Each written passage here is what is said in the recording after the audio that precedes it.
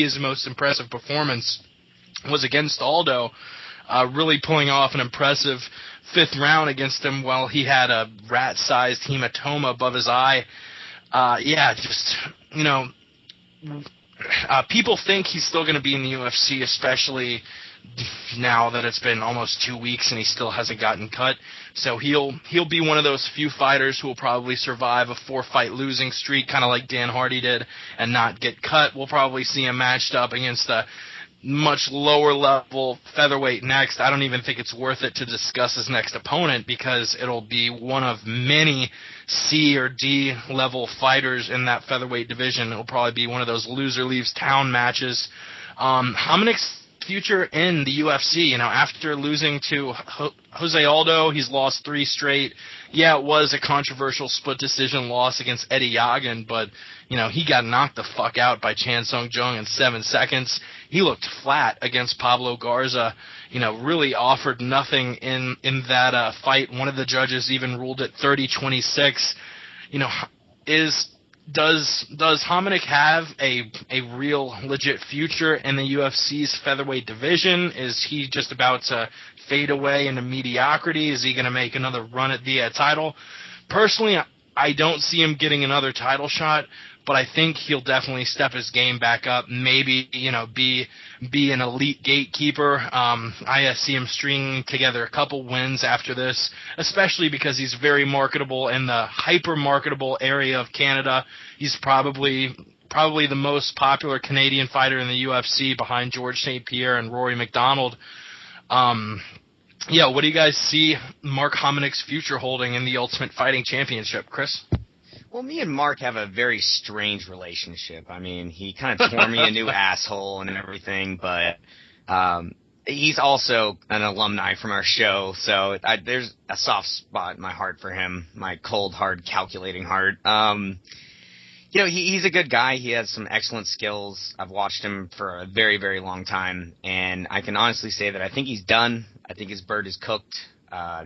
His skills are holding up, but it seems that his drive and his chin aren't really holding up. He gets rocked and dropped in every single fight he's been in since that Aldo fight, and having his best friend and trainer, Sean Tompkins, die didn't help either. So I think he's done. I think he gets one more shot in the UFC. If he doesn't hang it up, he gets one more against a C-level fighter, and that's where I see his career going. At a certain point, he'll start getting knocked out completely cold, like in that Korean zombie fight. It hasn't happened in the last 2, but I really feel that he's going to get one more, probably lose, and retire. I got to agree with him. Mark Hominick, I think he's on his way out. If they give him another fight, it's only going to be out of respect. That's basically what they did on this fight. That they threw him a bone here fighting Garza, and he totally fucked up. He had the home court advantage and everything. He lost. He's lost his last 4 fights, and 3 of the last 4 fights that Mark Hominick lost were in Canada, where he had the home court advantage. He must have done somebody a favor at some point or something, because I honestly don't know why they are not retiring him already. That's all I got to say. I personally think Hominick should leave the UFC on his own recognizance and go to some just regional shows for a few. I mean, it's tough to say that because obviously he's probably making decent bank with the UFC right now. But, I mean, he needs to reinvent himself as a fighter, see if the passion's still there with lesser competition. Taking it maybe 2 to 3 fights and see where he stands after that. He started out decent in that first round, but then Garza just took it over for the next 2. And, I mean, Garza even slowed down in those last 2 rounds, too. It was looking like fight of the night for sure. And then both of them really petered out, and, Hominick just a lot more than Garza. But yeah, that's my view on it. I just think Hominick should just leave himself, for a few fights, see where he goes after that. If he looks good, feels good after those couple fights in regional circuits, come back in and get a decent fight again, because what's the sense of fighting the bottom of the barrel guys in the UFC besides the decent paycheck? I like what Dave said about the first round, because after watching that first round, because the first round was on the feet, which we know that's what Hominick's good at, and it looked like it was going to be fight of the night. I mean, the first round was just back and forth, and he rocked Garza with some punches, and Garza, looked wobbly at a few stages in the fight. And I think that shows the fact that two of the judges gave Hominick that first round. I mean, I can see why there was a 10-8 round in there, but I honestly think that Hominick won that first round. So I think 30-26 is a bit of a silly score, personally. But once Garza then obviously brought in the ground game and took Hominick down, I mean, he just beat Hominick quite easily. And I thought as well, I know Garza's a lot taller than Hominick, but I thought his body looked a lot thicker as well. He looked like a whole 1 or 2 weight classes above Hominick. He looked massive compared to Mark Hominick.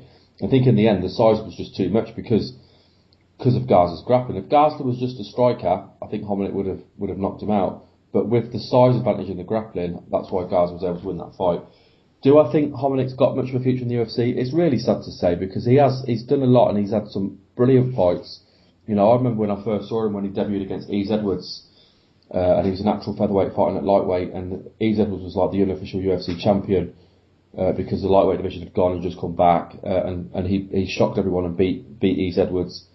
And like Chris said, we spoke to him on our podcast as well, so you do kind of have a connection.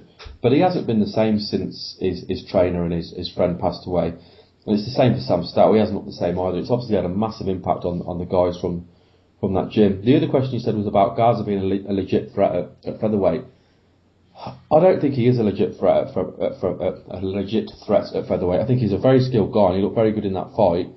But I don't ever see Pablo Garza fighting for a title, and I don't ever see Mark Hominick fighting for a title either. Yeah, that's the question I was going to pose next. Talking about Hominick before we move on to Garza, Ray, you make two really good points there in that the death of Sean Tompkins really has seemed to affect him, and Pablo Garza's reach advantage really was a very big advantage in that fight. He had a similar disadvantage when he fought George Roop, and I thought because of that and the way he was able to move through that reach advantage, he wouldn't have a problem with Garza. But obviously the grappling skills of Garza posed a lot more trouble for Hominick than Roop posed him. But getting back to Pablo Garza, coming off a win now against Mark Hominick, he did lose the two before against Dustin Poirier and Dennis Bermudez. What do you think's next for Pablo Garza, and do you think he's a legit threat at featherweight? Kind of siding with Ray here. I haven't seen enough out of him to actually think of him as a legitimate threat to the top guys at the 145-pound division, but I still would like to see him take on a decent featherweight, like maybe Marcus Brimage or Ronnie Yanya. Both of them coming off wins in the past few months against Jimmy Hetz and Josh Grisby, respectively. I think both of those would be interesting fights. All of them relatively young. Garza's 29. Brimage and Yaya are both 27. So both of those would pretty interesting fights. What do you guys think? Well, I like those ideas. I hadn't put too much thought into what's next for Garza. Is he a legit threat?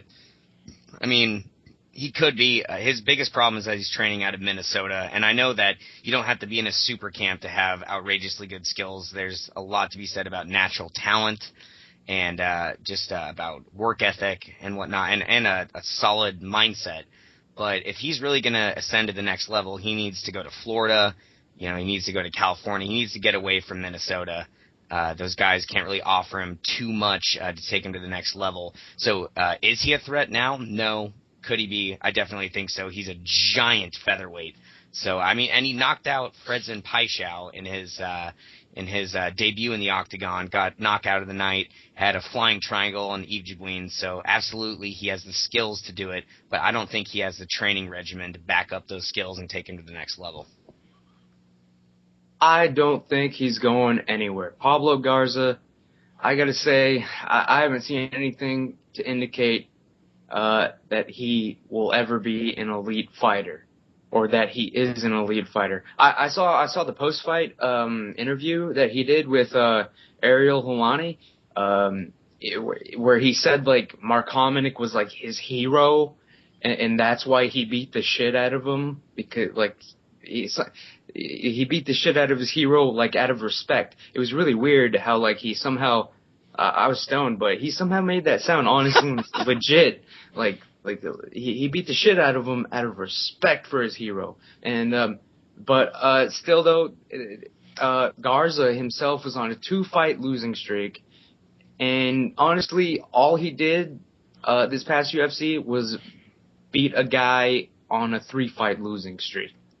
So, and like I was trying to say earlier, they were throwing Garza at Hominick, like they were throwing Hominick a bone, just hoping Hominick could pull off a win in his homeland for once, But it didn't happen. Garza won. I honestly don't know what's going to happen next for Garza, but I can guarantee you it's going to be inconsequential. Yep. Yeah, I don't really think that Garza's going to go too far in the division. Ramsey's kind of took the words right out of my mouth when he beat a guy on a 3-fight losing streak. He was on a 2-fight losing streak himself. I mean, I just don't really see anything in him. The Flying Triangle was nice, but that's it for him with the UFC. When you think about Garza, that's pretty much all you think of. You don't think about who he's beat or who he's really lost to. You just think of that one moment. That's about it. I mean, the most he might get out of this, he might be able to make it onto a fuel card, main card. That's about it. I don't really see him being a threat in the division at all. Yeah, I agree with what's been said. I mean, I don't mind chucking out a few opponents. I mean, I know, Jake, you chucked out a few opponents. I'll chuck a few of the names out there. Darren Elkins had a great win against Steven Sider. That was a really, really good fight. Maybe that'd be a good fight for Darren Elkins to see where his grappling skills are, see if he can take down someone as big as Pablo Garza, who control him on the ground. Other guys to think of, other guys that have won. I mean, Eddie Yeagan's just pulled out of a fight of injury. He likes to stand up. Would he be able to stop the takedowns? Cole Miller's lost his last fight against Nam Phan, and he obviously lost to Steven Sider as well. So there's a few guys he can fight, but I don't think. When he fights, I'll enjoy the fight, but I'm not sitting here thinking I can't wait to see who he fights next. Yeah, and I think all of us are kind of in agreement there, even though he looked impressive, threw a crazy capoeira kick at the beginning of round 2. Really,